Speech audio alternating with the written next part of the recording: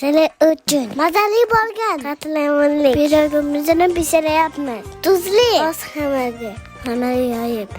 Sariyog' surib, piyoz solib, kesib boramiz. Ko'z tartoska. Yog'da qaraver.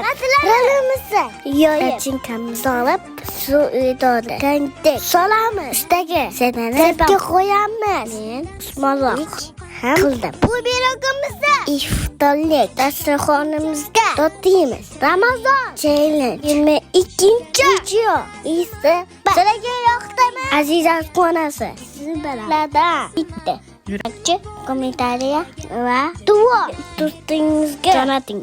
Obuna bo'ling ya.